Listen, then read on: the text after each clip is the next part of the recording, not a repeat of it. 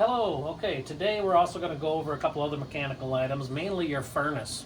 We get a lot of questions about furnace operation, changing furnace filters, changing humidifier pad filters, and just general maintenance and up care of the unit. So today I'm going to go over a couple of quick, easy things. Most often you're going to find your manuals are going to be in a box alongside the furnace or laying on the top of the filter box area. And it'll have in there things about your thermostats, information regarding the furnace itself, warranty information, things of that nature. You'll want to make sure you know where those are in the event you do have something that happens to, if something does go wrong on your furnace, so you can have a little quick reference if needed. I'm going to go over changing out furnace filters. We get asked that quite a bit. On your furnace, you'll have a couple of different styles of filter box, is what it's called. And I'm going to show you a couple different ways of changing this out. You can take off the cover. Typically it's a thumb screw on the 4-inch style. And pull this out. And you'll notice this one's quite clean, looks good. It's actually got the date on it of when we changed it, which was only about 10 days ago on this particular home. And this is what's called an Easy Flex filter. So this is a filter that comes in a smaller box. This is the part number for it. And it's what's called an accordion, if you will, type filter. And we install these. You get the plastic ends. This comes in a small box like this. So when you order new ones, which you can do on Amazon, or you can get them through your local supplier, Nibor Heating and Cooling in this case. But if you order on Amazon, this is the part number you're looking for. You can order them in 2 packs, saves a little bit of money, and you do not have to order the end caps. So when people go online to order them, they'll come with or without. These are reusable time and time again. When you're replacing these, you'll see there's slots, and on the inside there's tabs.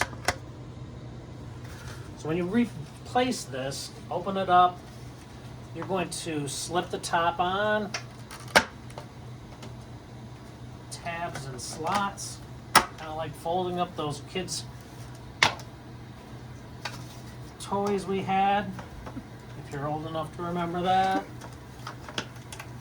You're just going to make sure that those are in there and it holds. And when you go to replace it, the other thing to remember is the airflow. So the furnaces are always flowing circular. The cold air side, which is the return air, is what we're filtering out. So this side of the filter has more of a, I call it more of a cotton or fabric side. This side has more of the structure side. So this would be considered somewhat of a pre-filter, if you will, as it's doing the return air. So we want to make sure that the air that's flowing over is trapped there first. It gets more of the smaller particles first. And you just simply slide that back in. And one thing I always tell clients is to make sure that they date the day that they changed it. I will typically recommend on a new home that you check this furnace filter if you have the Easy Flex type system, depending on if you have pets, if you're in one of our construction zone homes where we have a new plat going and a lot of trucks going. I would look to check this every 3 months, maybe every 4 months, and plan on possibly changing it at that time. These filters are typically rated for 1 year.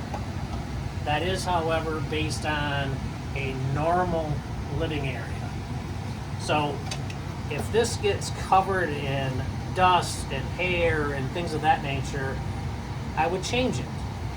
You're only going to help your unit work more efficiently by having that clean air going over it. It's very important to make sure that we maintain that proper airflow in the house, and then of course filtering out the air in the house as well. So once we date it, slide it back in, and I'll usually suggest setting a calendar reminder, either on the phone, or if you have a calendar at home still and you use that, to check it and plan on changing it. Having these on hand makes it easier to make sure that you always are able to change it when needed. All right. Now, some clients decide they don't want to go the route of the Easy Flex filter that we provide you to start with, and they'll go to the local home center and they'll purchase a standard box filter. This is perfectly fine, and they do slide in just as the other ones do.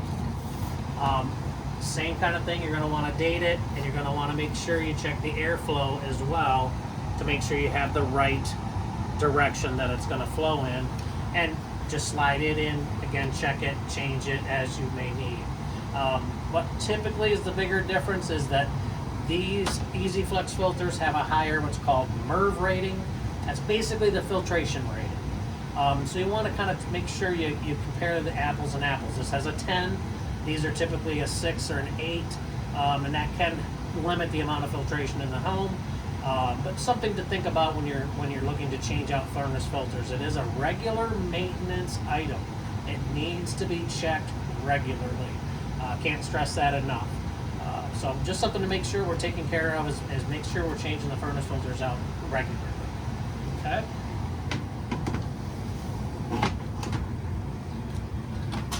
There's a couple tabs on the bottom of your filter box cover and some slots on the bottom. You just need to line those up, lift that back up into place, screw that thumb screw back down.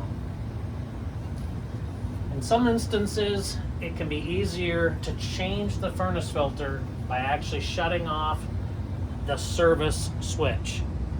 So on the side of every furnace, you will see a service disconnect switch. It's typically just a standard switch similar to this, and it will actually turn the furnace off completely. It shuts the power off to the furnace. It shuts off I call the brains or the computer of the furnace, which is controlling all the dampers and things of that nature, and thermostats. It shuts all of that down. It makes it sometimes easier to pull this furnace filter out when we don't have air flowing over it. So in some instances, turning that off will help with that.